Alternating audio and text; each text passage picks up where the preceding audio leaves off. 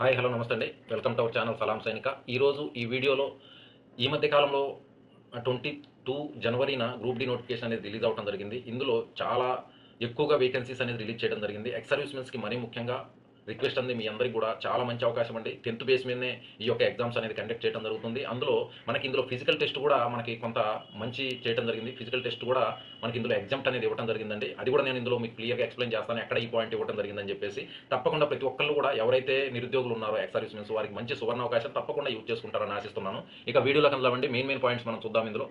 ఇక్కడ చూసినట్లయితే ఈ యొక్క అప్లికేషన్ డేట్ అండి 23 జనవరి నుంచి స్టార్ట్ అయ్యాయి ఈ యొక్క అప్లికేషన్స్. 22 ఫిబ్రవరి వరకు ఈ అప్లికేషన్స్ మనం అప్లై చేసుకోవచ్చు. టోటల్ వేకెన్సీస్ 32,438 వేకెన్సీస్ అండి. ఇక మనకి వేకెన్సీస్ మన సౌత్ సెంట్రల్ రైల్వే సికింద్రాబాద్లో వేకెన్సీస్ ఇక్కడ మీరు చూసినట్లయితే 327 వేకెన్సీస్ ఉన్నాయండి. ఇక్కడ కేటగిరీ వైజ్ మీరు ఇక్కడ పోస్ట్ వైజ్ ఇక్కడ మీరు చూసుకోవచ్చు. ఏ పోస్ట్కి ఎన్ని వేకెన్సీస్ ఉన్నాయి ఎక్స్ సర్వీస్మెన్లో. టోటల్ పోస్ట్లో ఒకసారి మీరు ఓపెన్లో మీరు ఛాలెంజింగ్గా తీసుకొని ఓపెన్లో ఈ పోస్టులు మీరు కొట్టగలరనే ఆలోచన ఉన్నట్లయితే మీరు ఓపెన్లో పార్టిసిపేట్ చేయాలనుకుంటే 1642 వేకెన్సీస్ అనేవి ఉండటం జరిగింది టోటల్గా. నెక్స్ట్ చూద్దామండి. చెన్నై కూడా చాలా బాగా ఇచ్చారు వేకెన్సీస్ అనే మనకంటే ఎక్కువ ఇచ్చారు. సికింద్రాబాద్ కంటే కూడా 2694 వేకెన్సీస్ టోటల్. ఎక్స్ సర్వీస్మెన్కి వచ్చేసరికి 540 వేకెన్సీస్ ఉన్నాయండి. మంచి అవకాశం. ఇక్కడ మీరు మనం కొట్టలేము, ఈ యొక్క ఉద్యోగాన్ని కొట్టలేము అనుకుంటే చెన్నైలో కూడా మీరు అప్లై చేసుకోవచ్చు అండి, చెన్నై బేస్ మీద కూడా. నెక్స్ట్ చూసినట్లయితే మన ఎక్స్ సర్వీస్మెన్స్కి ఓన్లీ 250 ఫీజ్ అనే అండి. అలాగే ఫీమేల్కి, ఎస్సీ ఎస్టీస్కి, ట్రాన్స్జెండర్కి వీరందరికీ కూడా 250 మాత్రమే. అలాగే జనరల్ కేటగిరీ వారికి 500 ఈ యొక్క ఎగ్జామ్ ఫీజు అనేది ఉందండి. చూసినట్లయితే ఇక్కడ ఏజ్ లిమిట్ కూడా మనం ఒకసారి గమనించాలి.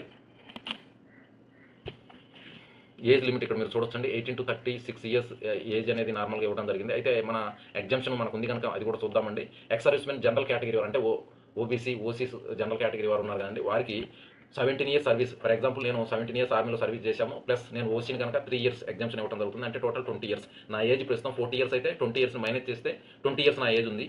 అయితే ఇక్కడ మీరు చూసినట్లయితే 18 to 36 ఇయర్స్ మధ్యలో ఉండాలని చెప్పారు. కాబట్టి నా ఏజ్ ఓన్లీ 20 ఇయర్స్గా పరిగణించడం జరుగుతుంది. కాబట్టి నేను ఈజీగా ఈ యొక్క కేటగిరీలో మనం అప్లై చేసుకోవచ్చు గ్రూప్ డీకి. అర్థమైంది కదండి. అలాగే ఇక్కడ ఎస్సీ ఎస్టీస్కి ఇక్కడ చూడొచ్చు 8 ఇయర్స్ ఎగ్జామ్షన్ అనేది ఇవ్వడం జరిగింది. అంటే మీ సర్వీసు ప్లస్ 8 ఇయర్స్ టోటల్ చేసుకుని ఆ టోటల్ని మన ఏజ్లోంచి మైనస్ చేసుకుంటే ఏదైతే ఏజ్ వస్తుందో ఆ ఏజ్ ఈ ఏజ్ మధ్యలో ఉండాలండి. అప్పుడు మనం ఈజీగా అప్లై చేసుకోవచ్చు. అంటే మ్యాక్సిమం మన ఎక్స్ సర్వీస్మెన్స్ ఎవరైతే 60 ఇయర్స్ అబౌవ్ వారి ఏజ్ లేదో వారు చాలా ఈజీగా అప్లై చేసుకోవచ్చు. ఇక నెక్స్ట్ చూసినట్లయితే 10th లేదా ఐటీఐ, 10th బేస్ మీద ఐటీఐ చేసిన వాళ్ళు ఇంకా మంచి జాబ్స్ కొట్టే అవకాశం ఉంది. ఓన్లీ 10th బేస్ మీద వెళ్ళాలనుకున్న వాళ్ళు కూడా మంచి అవకాశం ఉందండి. ఈ విషయాన్ని గమనించాలి.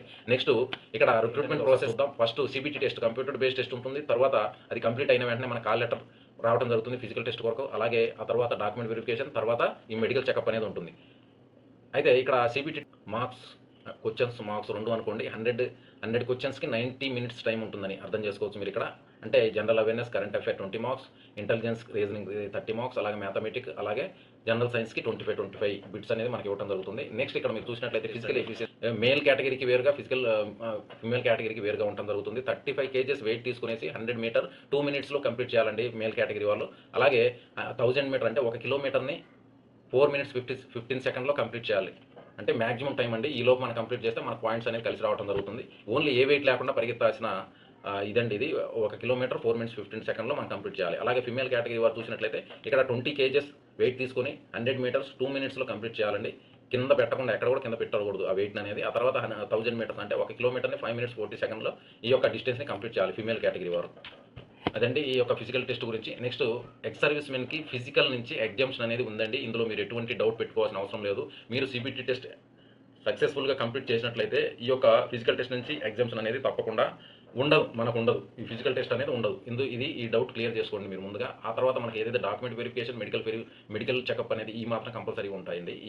మనకు చాలా ఛాలెంజింగ్ పార్ట్ ఏదైనా ఉందంటే అది సిబిటి టెస్ట్ అండి. మీరు కొంచెం గట్టిగా కష్టపడాలంటే ఇప్పుడు మనము ఒక 1 year మనకు టైం ఉంటుంది. అంటే 1 month మనకు టైం ఇస్తారు అప్లికేషన్ అప్లై చేసుకోవడానికి. ఆ తర్వాత కూడా 2 to 3 months తప్పకుండా మన దగ్గర టైం ఉంటుంది కనుక చాలా ఈజీగా మన 10th బేస్లోనే, మన 10th లెవెల్లోనే చాలా జనరల్ అవేర్నెస్ కానీ, రీజనింగ్ కానీ, అరిథమెటిక్ కానీ 10th లెవెల్లో మీరు చూసుకుంటే చాలండి, ఈజీగా కొట్టేయగలరు మీ యొక్క ఈ జాబ్ అనేది.